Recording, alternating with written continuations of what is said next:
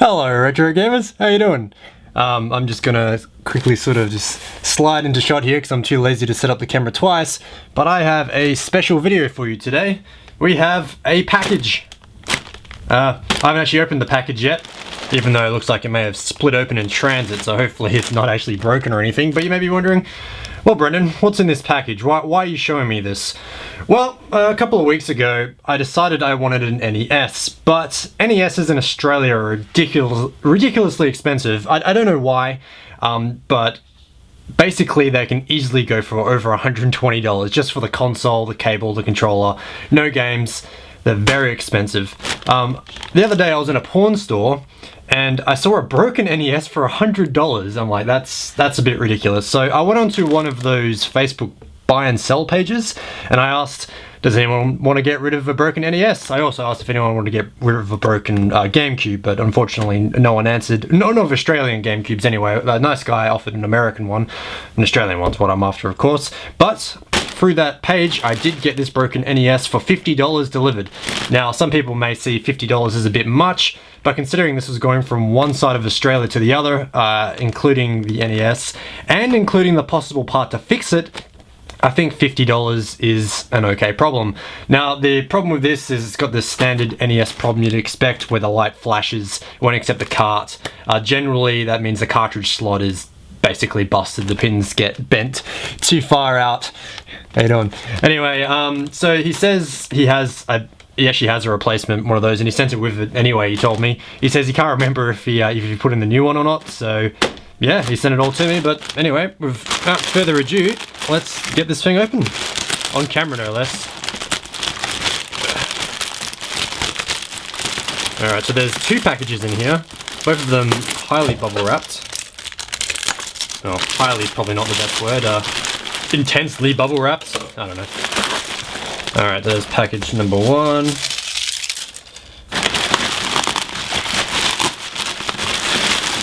And there's package number two, which is the NES I can see. Alright, nothing else in there that can go off into the pit of doom.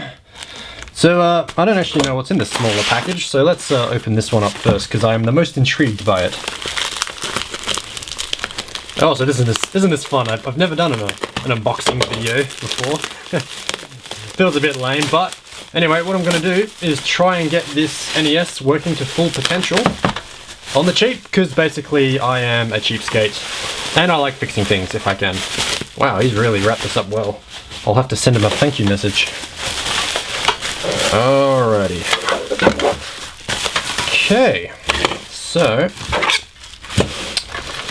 I'm guessing, oh there we go, 72 pin connector. Hopefully that's visible because I can't actually watch what I'm looking at in real time. Usually I can, but I was too lazy to set up the laptop for the real time viewing. Anyway, let's have a look. Alright, I'm gonna take just a stab in the dark and say that's the brand new one because those pins look absolutely immaculate. And plus it's in a box that says 72 pin connector. Not like one of those came with the original NES. So let's put that to the side for now. Oh, get a little Ziploc bag full of screws. That's cool. Very well packaged. And here is the actual slot bay itself. And then what I assume is the RF shield. And that's it's a little bit bent out of place there, but that's fine. I can't see that being a problem. Now let's go on to package number two.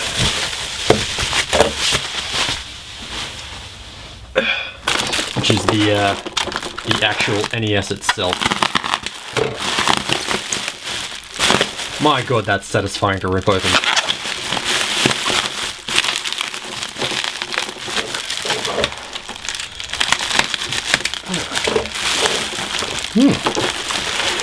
Okay, so the case is a little bit yellowed, but it's in better condition than from looking at the photos. But I've looked up on some tutorials on sort of how to clean that up, so hopefully I'll do that as part of this video, but of course I'll get it working first. Yeah, that looks quite good. Okay, we'll get all this riffraff out of the way. Let's get this tape off.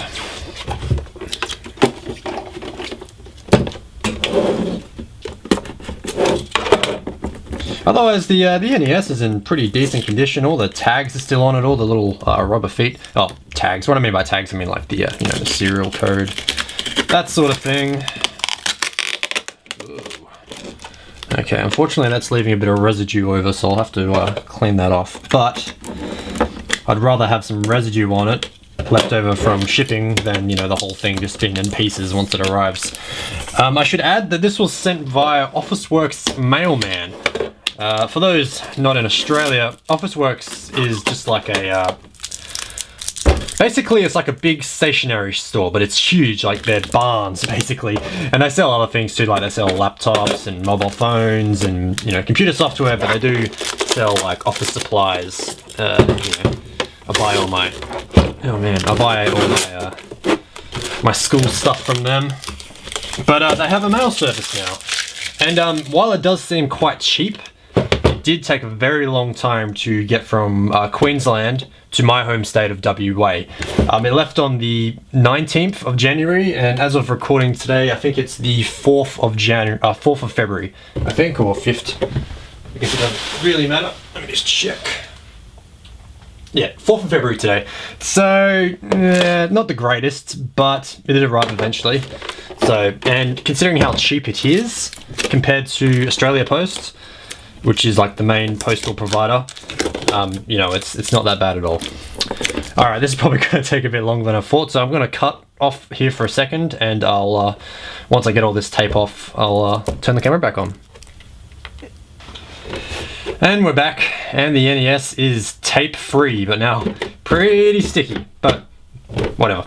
So let's lift off the lid. And ooh, a bit of dust, but otherwise the inside is not looking too shabby at all. Well, why don't we plug in my test cartridge and see if it works. It's probably busted anyway, but we'll just plug it in and see where we're at. So I have Kabuki Quantum Fighter, which I just bought really cheap from a Cash Converters. A little while ago I did open this up and just give it a bit of a thorough clean, as hopefully it should be switching to now on the screen. But I actually found the contacts to actually be very, very clean anyway, so may not have been needed, but that's my test game, just to pull out of the equation that the game not working may make it look like the NES is not working. Hopefully that chance has been eliminated. However, I only have this as a test game because NES games are expensive too, man. I don't know why. I mean, this was like 10 bucks, and this is the cheapest one I could find. Actually, it was 15, and then I was like, I asked if I could have it cheaper, and the guy gave it to me for 12. So thank you, guy at Cash Converters. So anyway, let's I wonder how these, you know what, I've never had an NES before, so I don't really know how they work, so, you know, assuming, you know, the tray there, don't even know which way that inserts. I may have to do some research. I will get back to you, retro gamers. Okay, so I've gone and educated myself a little bit on how these things are put together, because I don't know why I didn't watch that before making this video, but I guess I was just too eager to open up the package, I guess. But let's put this cartridge tray thing back in, and it turns out it goes in facing upwards. So yeah, the more you know. So is there another screw here? Actually, don't need to take it out fully yet. It's just those screws that were hindering this from going on.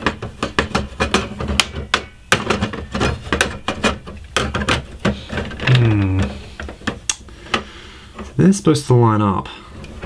How does this thing go in? Because like that thing is like too high. Yeah, so that is definitely the, maybe it has to be sticking downwards? I don't know. I assume that is the front bit though, because, you know, the slot would be like this in a state it's not being used. Slots in there, and then bam. Alright, we're somewhat making progress, although I am sort of just stumbling my way through this. How the hell is that supposed to go on? I don't understand. I'll try not to get in the way of the camera too much. Yeah, because the ridge of that is too high to sort of... Let's just get her this. This is definitely not the way to do it, but whatever. Yep, that'll do. Alright, let's plug it into the TV and see what happens. So for this first test, I'm just gonna try it out on this LCD LED TV. Obviously, full time when I get it working, it's going to be plugged into the game room in the front. But I'm too lazy to move all the cameras and the light and everything to the front room. Anyway, let's. I'm sure you're eager to see if it turns on. So,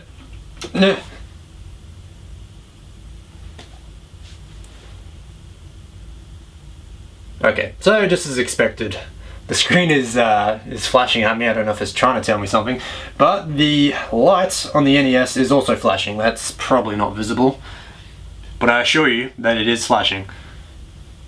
So that's, I guess that's what I expected. I was hoping that, you know, like it wasn't gonna power on at all, but it looks like it will. So, all right, not really much else. Let's put in that other cartridge slot. Alrighty, let's get to it. Gonna have to remove this screw here, I believe. In between this and the other take, I went and did this a little bit more research, just so, you know, it kind of seems like I have an idea of what I'm doing, because to be honest, I've never done this before. But another possibility of the blinking screen and the blinking light is the NES Lockout chip. So I'm going to replace this connector anyway, considering I've got the replacement for it, and if that doesn't work, I'll look into disabling that chip. But since this looks like it'd be the easier route, even though disabling the chip looks incredibly easy. But anyway, let's pull this off. Apparently it just slides off. Cool. Alrighty, put that over there. Let's put on its replacement.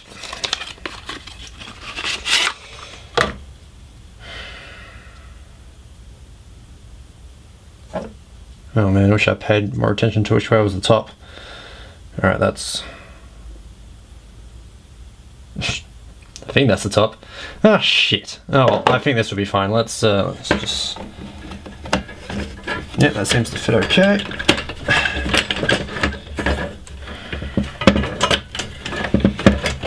Alrighty, let's wrangle this back into place.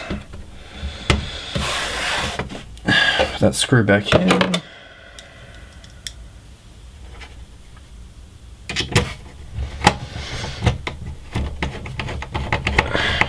Alright. I've really got to figure out how to get this thing on.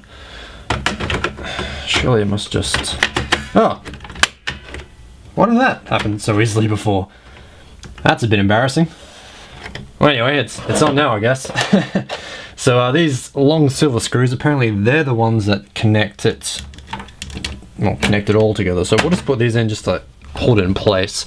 I won't bother with the other screws till I know it's working.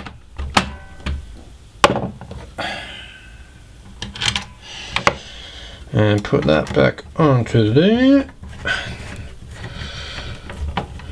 Alright, where did I put that game?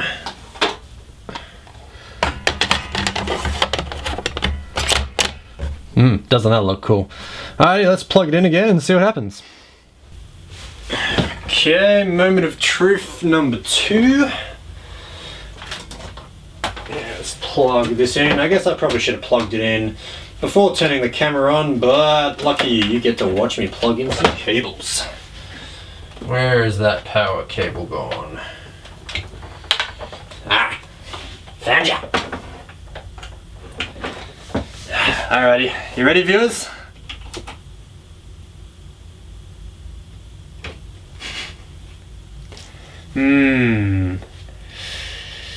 Don't think it's supposed to do that.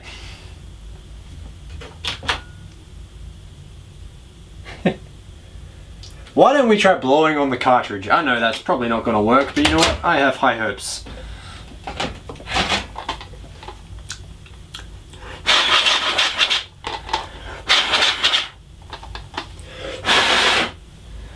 Why not? What do I have to lose? It's already broken anyway.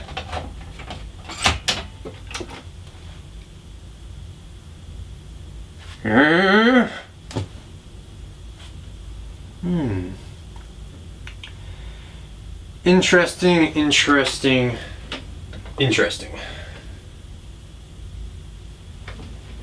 How about now?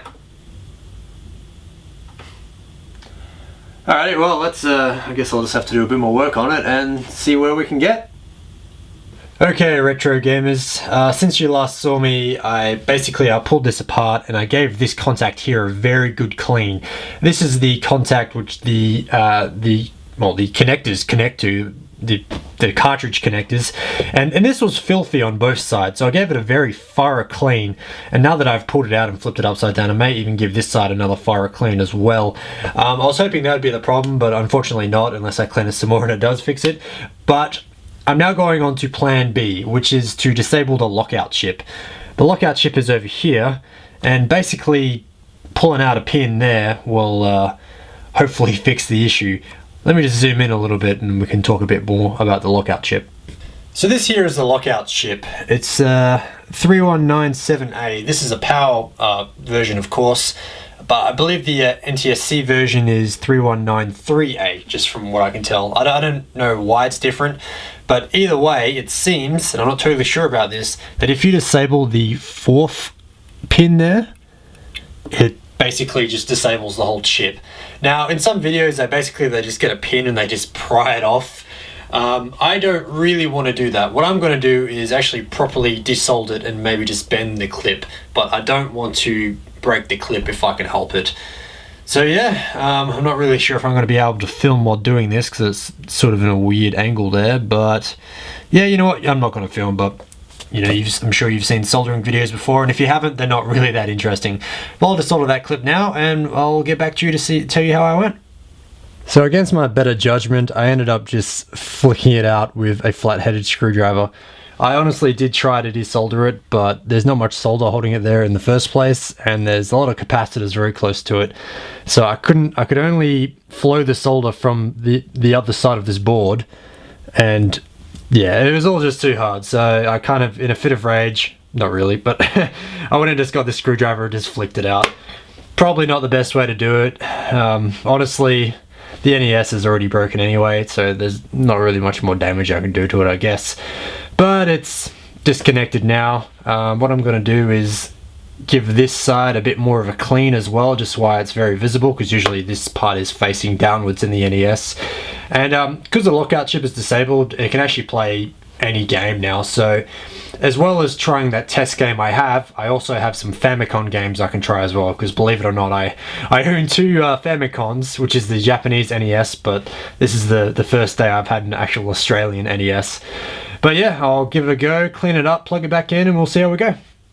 Hey retro gamers, guess what? It works. I don't know if cleaning the contact a bit more or disconnecting that chip is what made it work, but honestly I don't care, it works. Interestingly enough, with the connector that originally was installed in the console when I took it apart, not the one that was found in the box. So I don't know if maybe this was the old one, because this one does feel a lot tighter, so anyway, hopefully it means it's working now. I'm going to try and just put it back all together and install it in the front room with the rest of the consoles. So unfortunately, we're not done yet. While the NES is working perfectly, and I do have it actually playing games now, unfortunately the controller does not work. Now, I was hoping this was just the controller that was the problem, considering it's just a cheap knockoff that I bought off eBay. So I opened it up and some of the solder points were a bit dodgy, so I reflowed the solder and basically just touched them up a bit. I also added a bit more solder. Unfortunately, that's not working either, so I just might buy another one of those, but that may not be the end of my problems. The reason I think that is because this here this little plate that goes on the front here was only half screwed on to the controller ports. So and the other screw was in the plastic bag over there. So I'm thinking that maybe the previous owner was having troubles with the controller port as well. Maybe a little bit unlikely considering that it wasn't playing games when I've got it, and I've now since got it to do that. But I'm gonna keep it on just the negative side here, just in case I get my hopes up, basically. So these controller ports manually plug into the motherboard, like they're not soldered in. So I swapped the cables around and tried this port into the player 1 port, and it still didn't work. So that kind of gives me a little bit of hope, unless, you know, it gives me a little bit of hope that maybe it's the controller that's the problem. Unless, of course, there is a deeper problem in the motherboard still. So this is a problem I'm going to investigate, but I'm going to wrap up the video for now. As a part 1, we did change the controller slot, well actually the control, what am I saying? The cartridge port, although not really, and then we disabled the lockout chip. So I guess that kind of wraps up this video, if anything. So I'll see if I can get this controller port working, and if I do, stay tuned for part 2.